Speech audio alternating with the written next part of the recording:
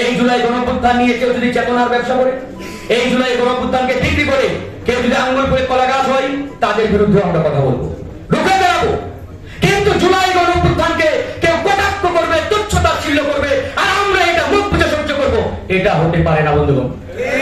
রুখে দাঁড়াতে হবে, কথা বলতে হবে। এই জুলাই বিপ্লব আমি ফারুক হাসানের একার আন্দোলন সংগ্রামের কারণে হয় নাই, আমাদের প্রত্যেকের অবদানের সম্মিলিত ফল হচ্ছে আজকের এই গণঅভ্যুত্থান এবং নতুন বাংলাদেশ। এই যে এখানে আমাদের রয়েছেন, এই মানুষটা কি পরিমাণ জেল জুলুম নির্যাতন সহ্য করেছে তার কোনো হিসাব নেই। খাতা নিয়ে বসলে খাতার পাতা শেষ হয়ে যাবে, আপনি লেখা শেষ করতে পারবেন। এখানে প্রত্যেকেই যারা রয়েছেন, মুজিবুর রহমান মঞ্জু ভাই সে নিজেও জেল খেটেছেন এই গণঅভ্যুত্থানের সময়, শফিকুল মাসুদ ভাই তিনি অসংখ্যবার জেলে গেছেন, প্রত্যেকেই। আমি তো একটা 15 দিন রিমান্ডে ছিলাম ভাই গোটা আন্দোলনের সময়। তা আমরা এই ইতিহাস তো ভুলে যাই নাই।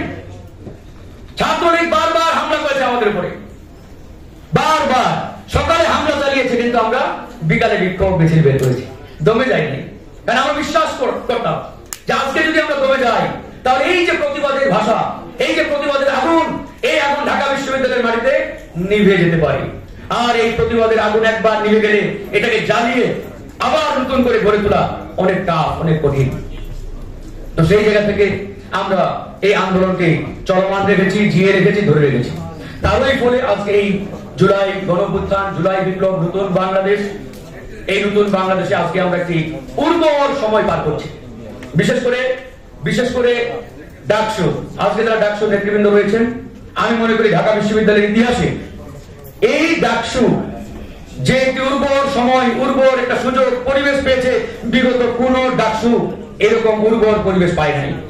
তাই ডাকসুর প্রতি আহ্বান থাকবে, আপনারা ছাত্র ছাত্রীদের যে কমিটমেন্ট করেছেন আপনারা এবং তাদের যে প্রত্যাশা, আকাঙ্ক্ষা, ডিমান্ড, সেই আকাঙ্ক্ষার প্রতি সম্মান রেখে এমন একটি ঢাকা বিশ্ববিদ্যালয়ে আপনারা ছাত্র ছাত্রীদের উপহার দেবেন যাতে আগামীতে যারা নেতৃত্বে আসবে তারা এই ধারাকে অব্যাহত রাখতে পারে।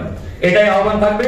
পরিশেষে একটা কথাই বলবো, যেমন আমরা আইন করেছি যে মুক্তিযুদ্ধ নিয়ে কেউ যদি কটাক্ষ করে, মুক্তিযুদ্ধকে কেউ যদি অবমাননা করে, তার বিরুদ্ধে যেমন আইনগত ব্যবস্থা নেওয়ার সুযোগ রয়েছে, ঠিক একইভাবে এই সরকারকে আইন করতে হবে।